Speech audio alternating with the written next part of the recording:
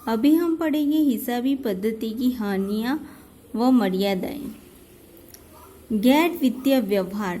गैर वित्तीय व्यवहार मीन्स जिसमें पैसे का उपयोग नहीं होता है वैसे व्यवहार। Non financial transaction. हिसाबों में ऐसे व्यवहार लिखे जाते हैं जिनका द्रव्य में मूल्य आंका जाता है, जिसमें पैसों का हम यूज़ कर सकते हैं। उदाहरणार्थ माल की खरीदी बिक्री, संपत्ति का क्रय विक्रय आदि हम ये सब पैसे से कर सकते हैं। माल की खरीदी भी पैसे से कर सकते हैं, बिक्री करने पर भी पैसे मिलते हैं। संपत्ति की क्रय और विक्रय खरीदी और बेचना करने से भी हमें क्या मिलता है? पैसा। धंधा में काम करते कर्मचारियों को प्रामाणिकता, वफादारी, निष्ठा जैसे गुण धंधा के विकास में महत्व की भूमिका निभाते हैं। हम लोग हिसाबों में ये नहीं लिखते कि हमारा कर्मचारी प्रामाणिक है, वो वफादार है, ये सब उसमें ऐड नहीं होता। ये उसकी महत्व की क्या है? मर्यादाएं हैं हिसाबी पद्धति की। द्रव्य का स्थिर मूल्य, स्टेबल वैल्यू ऑफ मनी। जो पैसे हैं उसका मूल्य कैसा रहता है? स्थिर। हिसाबी पद्धति की धारणा है कि द्रव्य का मूल्य स्थिर है। उदाहरणार्थ 5 वर्ष पहले जो हम 50,000 की में खरीदी गई संपत्ति की पुनः स्थापना करनी हो तो वो मुद्रास्फीति के कारण नई इस प्रकार की संपत्ति 50,000 की अपेक्षा अधिक रकम में खरीदी जाएगी।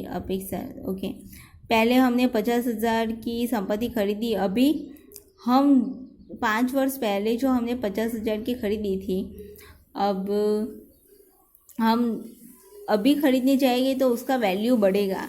लेकिन हिसाबी पद्धति में द्रव्य का मूल्य कैसा रहता है? स्थिर, जो उसकी हानि है।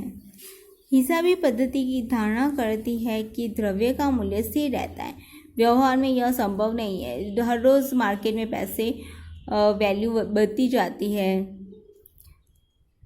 द्रव्य का स्थिर मूल्य की धारणा हिसाबी पद्धति की मर्यादा मान सकते हैं, क्योंकि जो द्रव्य है, जो मनी है, उसका मूल्य कभी भी स्थिर नहीं रहता, वो बदलता रहता है। ऐतिहासिक व्यवहार व घटना।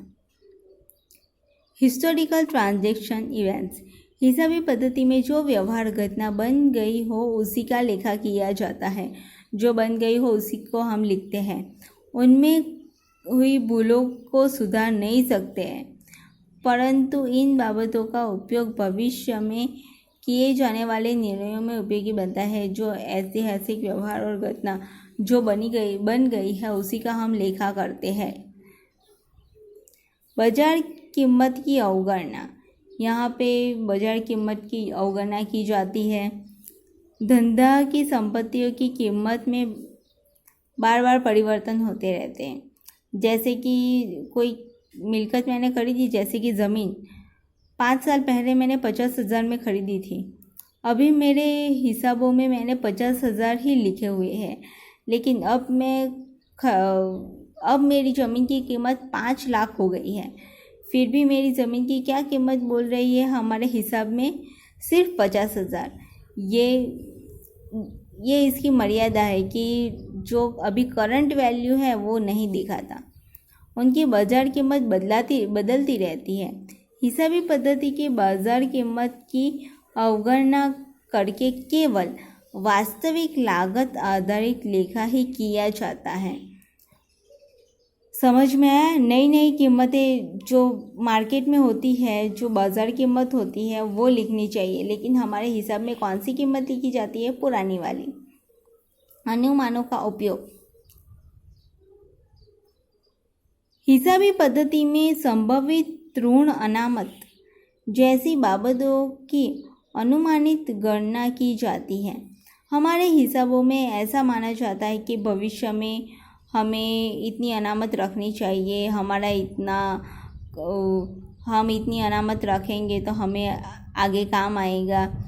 मीन्स अनुमान पर बहुत आधारित होता है।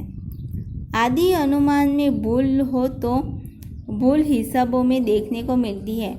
अगर हमारे अनुमान का कोई भरोसा नहीं है, अनुमान सही भी पड़ सकता है, गलत भी पड़ सकता है, अगर हमारा अनुमान गलत निकला तो हमारे हिसाब में भूल पड़ सकती है। हालांकि इस प्रकार के अनुमान भूतकाल के अनुभवों के आधार पर और तार्किक ढंग से किए जाते हैं, जिससे भूलों का अवकाश कम रहता है। जो ये सब किया जाता है वो पिछले साल जो हमें जो नुकसान हुआ, जो मुनाफा हुआ, हमने जो निर्णय लिए, वो सब ध्यान में रख के हम निर्णय लेते हैं, अनुमान करते हैं। सो भूल की शक्यता जो होती है वो कम होती है, लेकिन वो भी हमारी एक मर्यादा है कि अनुमानों का उपयोग करते हैं। दोहरे मानक, ड्यूअल स्टैंडर्ड्स। हिसाबों में दो महत्वपूर्ण अंग में लाभ हानि खाता और आर्थिक चिट्ठा मीन्स पक्का तलपट का समावेश किया जाता है। एक तो लाभ हानि खाता मैंने आपको बोला था आगे भी, और पक्का तलपट का उपयोग किया जाता है।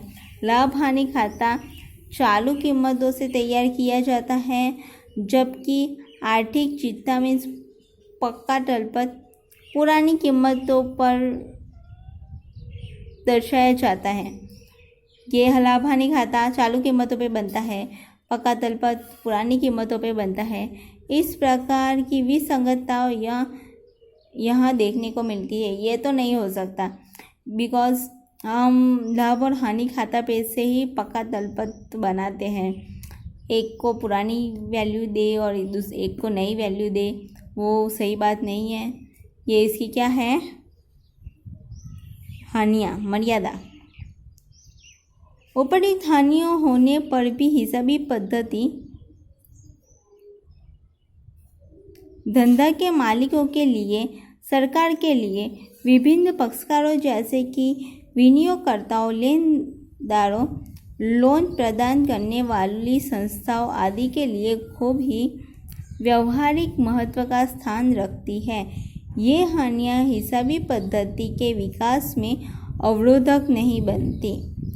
ओके, ये भी याद रखना कि जो ये हानि है वो हमारे हिसाबों में बहुत अवरोधक, रुकावट नहीं डालती।